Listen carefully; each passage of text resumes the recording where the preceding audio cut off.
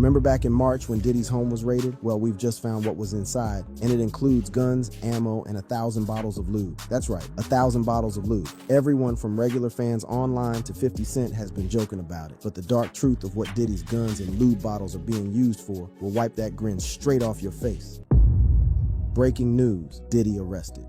On Tuesday, the 17th of September, Diddy was arrested, and since then, many previously unknown details about his criminal enterprise have started to be revealed. His indictment has been made public, and it's broken down the full extent of his crimes, and soon, he'll face the full force of the U.S. justice system. According to his lawyer, though, Diddy is a fighter and not afraid of the charges against him. Mr. Combs is a fighter.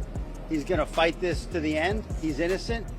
He came to New York to establish his innocence. That guy might be the only one in the world who believes Diddy's innocent at this point, but after all, that is his job, and he's got to say that. Although, remember when he said that Cassie Ventura lied about Diddy's assault and he was innocent of that? And then that video came out that showed him physically abusing her. Let's just say things aren't looking too good for Diddy's case. Either way, it's innocent until proven guilty, and there's a chance, albeit very slim, that Diddy is actually innocent of the overwhelming charges against him. Still, there's one thing his lawyer says that's most definitely a lie. He's been looking forward to this day. Come on, there's no way anybody would be looking forward to being arrested and charged for sex trafficking. And wait until you see the prison they've kept him in. It's notoriously rough. That interview with Diddy's lawyer was a day before his bail hearing, and since then we found out that for the time being, he's not going anywhere and will have to sit in a cell until his trial. Just imagine being Diddy waking up on Tuesday morning in your mansion and then by the evening you're in a prison cell. Talk about a fall from grace. What's worse is that the prison he's being kept in is the same place they kept Ghislaine Maxwell and R. Kelly, two other notorious convicted sex traffickers. It's not a nice place, and it's called the Metropolitan Detention Center in Brooklyn, but don't let its outside appearance fool you. It's a notorious prison that reports say has been plagued by outbreaks of violence, unsanitary conditions, and understaffing.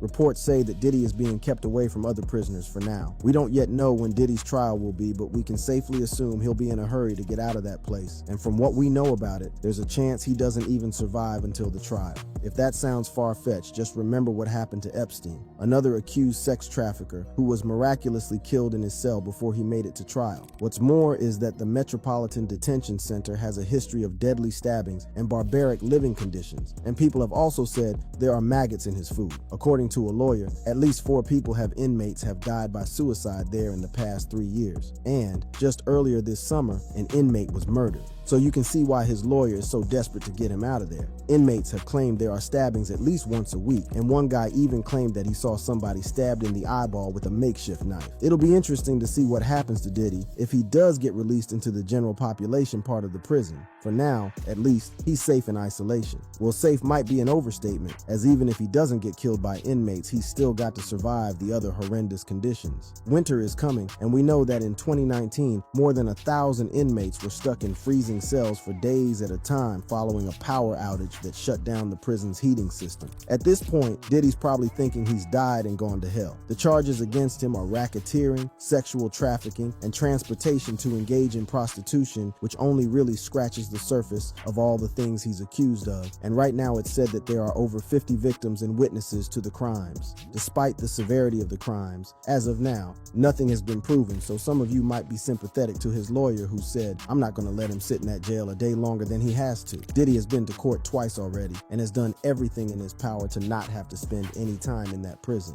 including proposing a $50 million bail. His lawyers pleaded with the judge and tried to convince him that Diddy wasn't a flight risk, but the judge was having none of it. His lawyer claimed to have taken away Diddy's passport months ago and even tried to highlight some of his charity work, but none of that was able to sway the decision.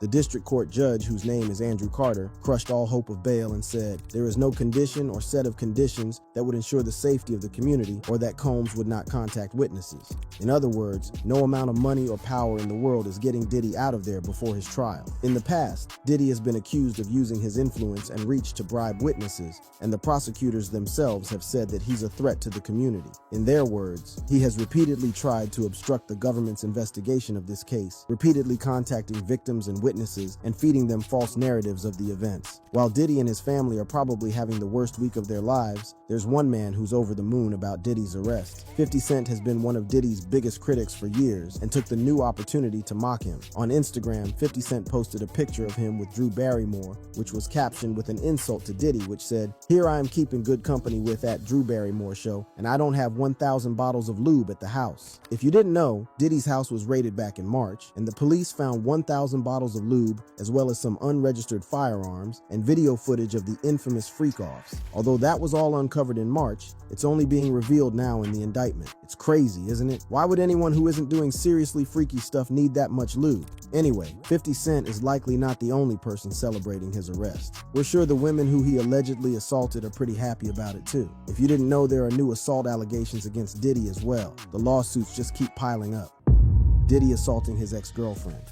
On September 10th, exactly 1 week before Diddy's arrest, he was sued by Dawn Richard, who claims that he groped and threatened her. She also alleges that she witnessed him brutally beat his ex-girlfriend Cassie. Dawn Richards is a former member of a female musical group known as Danity Kane. Diddy assembled the group during the reality TV show Making the Band. Dawn is claiming that he assaulted, groped, and imprisoned her, as well as threatened her life when she tried to defend his ex-girlfriend Cassie Ventura from physical abuse. Dawn herself was handpicked by Diddy to be part of the pop band, and also says that Diddy refused to pay her wages for her time with the group and now owes her millions of dollars. She's not the only artist claiming he didn't pay her. Lil Rod, who's got another lawsuit, is saying the same thing. It's strange for somebody who has a suggested net worth of between $400 million to $1 billion to be so stingy. Maybe the string of lawsuits against him is starting to affect his pocket, especially since we don't know the full details of his previous payouts and settlements. Diddy's lawyer, as usual, came out to deny these allegations. He said, "In an attempt to rewrite history, Dawn Richard has now manufactured a series of false claims, all in the hopes of trying to get a payday." The words are very similar to what Diddy's lawyers have used in almost every one of Diddy's lawsuits, where he claims his client is innocent and the accusers are just after his money. They went on to say the lawsuit is conveniently timed to coincide with her album release and press tour. She even goes as far as to say that by suing Diddy, Dawn has cast their 20-year friendship aside to try and get money from him.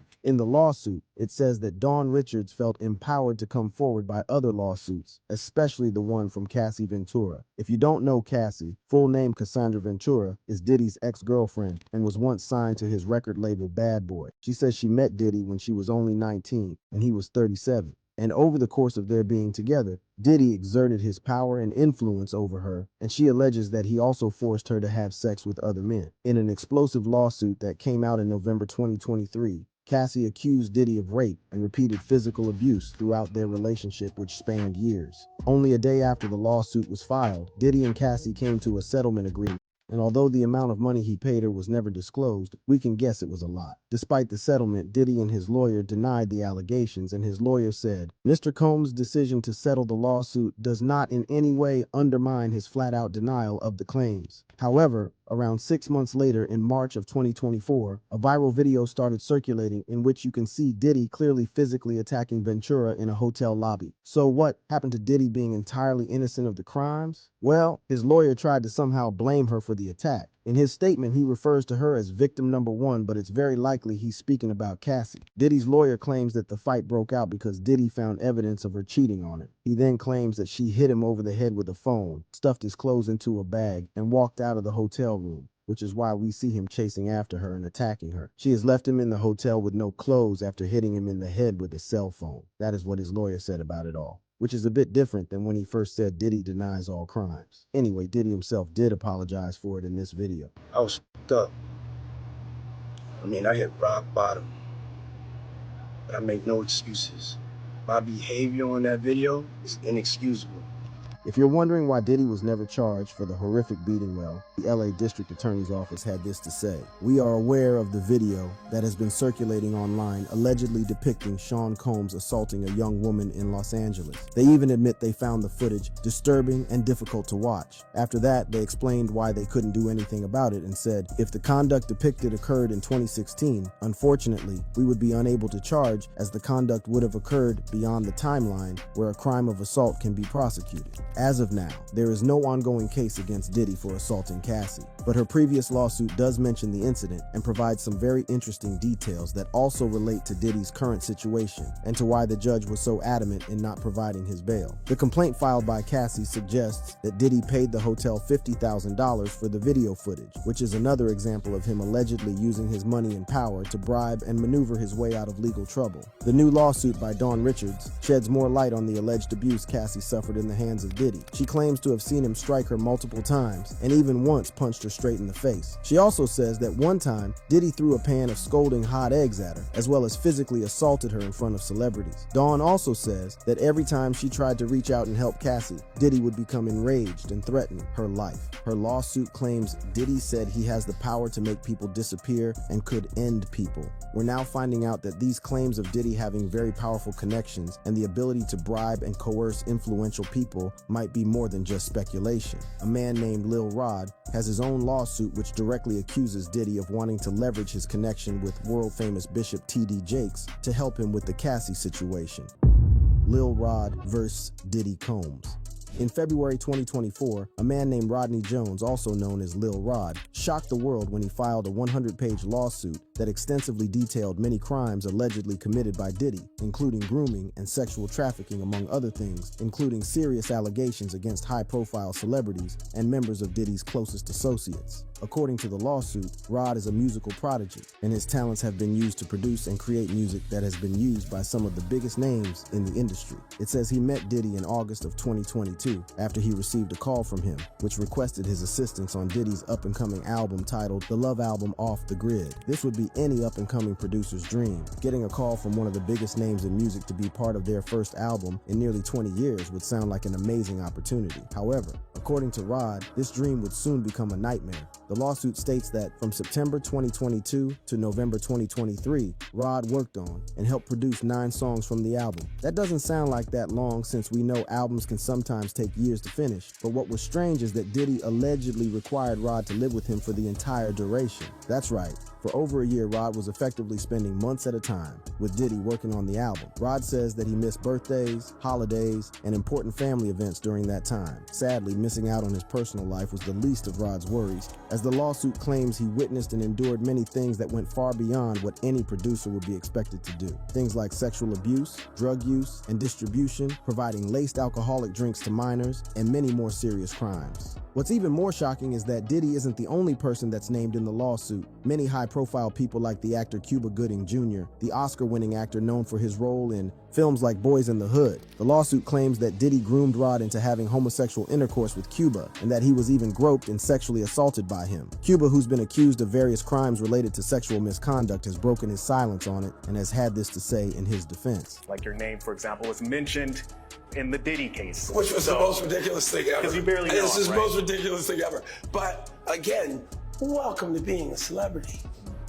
Despite claiming to barely know Diddy and saying the case is ridiculous, the lawsuit shows pictures that appear to be Cuba getting very intimate with Lil Rod. You've got to admit, whoever's in that picture looks very similar to Cuba Gooding Jr., and since his hands are all over Rod, the claims that he sexually assaulted him might not be that ridiculous. Apart from Cuba, there's a whole host of names implicated in Rod's lawsuit. Like we mentioned before, a world-famous pastor known as Bishop T.D. Jakes was said to have been leveraged by Diddy to soften the impact the Cassie Ventura case had on his public image. While that alone doesn't implicate T.D. Jakes as being guilty of any crime, it's got a lot of people wondering why he was so closely associated with Diddy and his crazy parties that have been notorious for years. In 2022, a video went viral on Facebook which showed T.D. Jakes at Diddy's 53rd birthday party. Even without the alleged criminal activity, Diddy parties have always been known as quite a sinful affair. So what was a pastor doing there? In the pastor's defense, a spokesperson came out to say that Jakes only stopped off at the party after a brief visit since he was in town. A massive part of many of the lawsuits against Diddy is the elaborate sexual nature of Diddy's parties and the so-called freak-offs that occur in them that are alleged to often have homosexual acts being performed. Many think it's entirely inappropriate for a pastor to ever attend a Diddy party,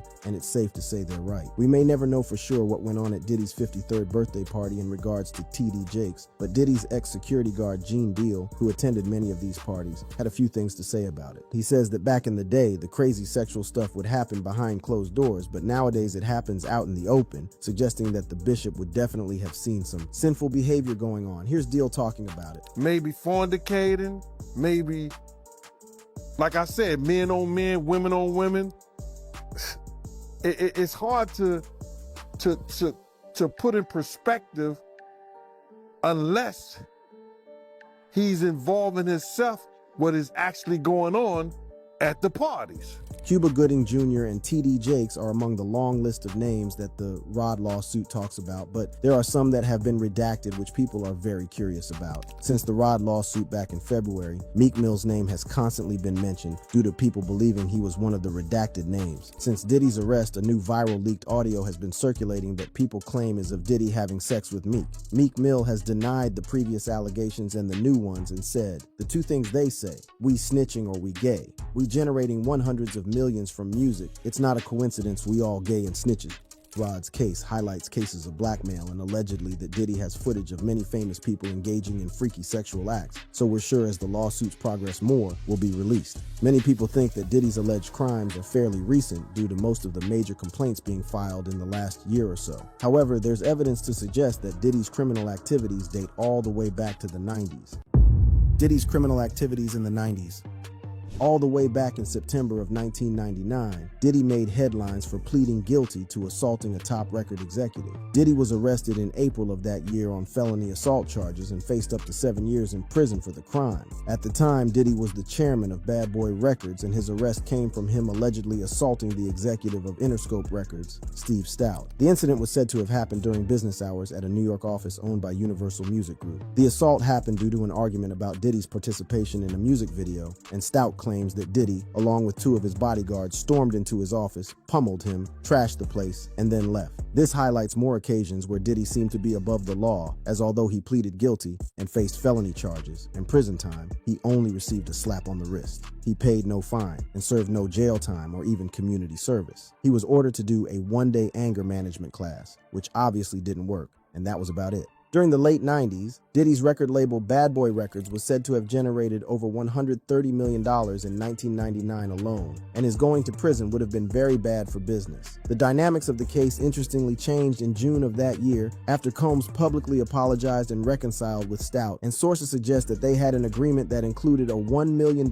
payment to Stout at a future time. It's another incident of Diddy allegedly using his wealth to get out of trouble, but that's far from the only crime that's said to have occurred back then. Fast forward to November 2023, just after the Cassie Ventura lawsuit, 2 more women came out and alleged that Diddy sexually assaulted them in the early 90s. A woman named Liza Gardner came out and claimed that Diddy, along with another R&B singer named Aaron Hall, assaulted her and a friend in 1990. Then another woman named Joy Dickerson Neal came out and claimed Diddy drugged and assaulted her when she was 19. Combs allegedly recorded and shared a video of the assault, which has yet to be released to the public. Diddy's legal teams made attempts to dismiss certain parts of these cases, but as of now they're ongoing and are just adding to the list of lawsuits against him. The only reason they were made possible is due to New York state laws such as the Adult Survivors Act and the Victims of Gender Motivated Violence Act, which allow lawsuits of this nature to be filed outside of the window of time usually allowed for things like this. It's said that he assaulted those women in 1990 and 1991, and 2 years after those alleged incidents, Diddy founded Bad Boy Records, which is when he began discovering up-and-coming rap names like Notorious Big Fast Forward to 1999. The same year that he assaulted the record label executive, Diddy's name would be in the headlines again, this time for something much more serious. In December of 1999, Diddy, along with his girlfriend at the time, Jennifer Lopez, were all over the news due to a shooting that occurred in a nightclub he was at. It said they sped away from the scene of the crime and were arrested shortly after. They were at the club celebrating one of Diddy's up-and-coming rappers, Shine's new album. Shine had recently signed to Bad Boy Records and was seen as his protege. After the shooting, charges against Diddy were dropped, and Shine ended up being sentenced to 10 years in jail. Diddy was his mentor, and there are even allegations that he set him up to take the fall for the crime. More things are coming out about the incident now, since Lil Rod's lawsuit claims that Diddy admitted to using Jennifer Lopez to bring the gun into the club, and it also suggests he was the one who pulled the trigger. What's more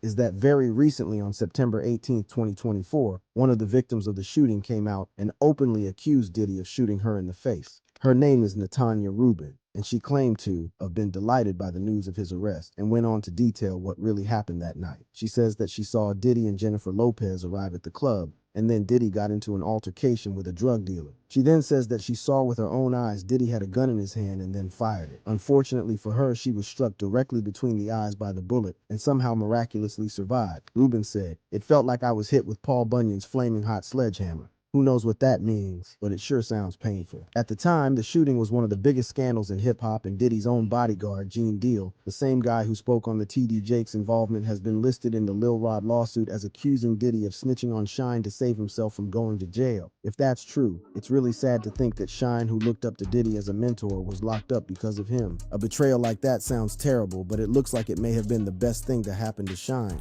While in jail, he discovered Judaism, and when he was released, became a politician in his home country of Belize, and is now the leader of the Belize United Democratic Party. He's even spoken about the situation and speaks about how his honor stopped him from telling the truth and saying it was Diddy who pulled the trigger. But none of that was worth me being a Tekashi 6ix9ine and saying, Diddy did it. Right. It seems like, unlike many of his old associates, Shine was a man of honor, although he had to give up his rap career. From what we know now, it looks like that was the best thing that could have happened to him. It's not a good time for anyone whose name is linked to Diddy's, especially when it comes to music, and his arrest is going to have a far-reaching impact across the industry. Diddy's arrest's impact on the music world.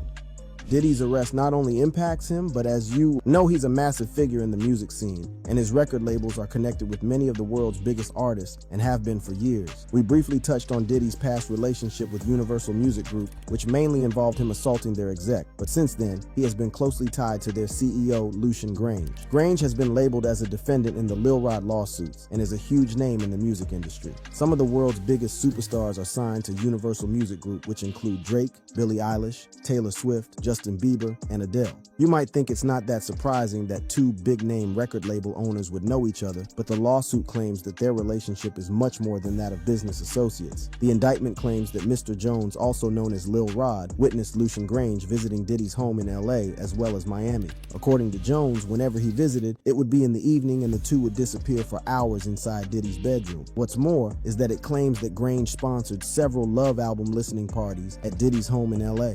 These parties allegedly had minors and sex workers in them, and the suit claims that Lucian Grange would have been well aware that drinks were being laced and drugs distributed. It's been known since February that Grange and Universal Records are implicated in Diddy's crimes, but his recent arrest has got even more executives worried. According to Daily Mail, an insider told them that high-profile industry executives have started to create contingency plans. The source said, "There are at least 5 execs who have been advised to explore their options as they will not be protected by the shareholders if any allegations emerge." It goes on to say that record labels are petrified and that they're encouraging potentially troubling executives to clean up their acts. It's not only record labels that should be worried though. As the lawsuits keep coming and new information comes out, more and more artists' names are being mentioned. As well as Meek Mill being hinted at in one of the lawsuits, we've also seen Usher as well as Chris Brown's names dragged into it. The lawsuit mentions a well-known music producer called Stevie J having sex with multiple males on different occasions. It lists one of them as a Philadelphia rapper who dated Nicki Minaj and the other as an R&B singer who performed at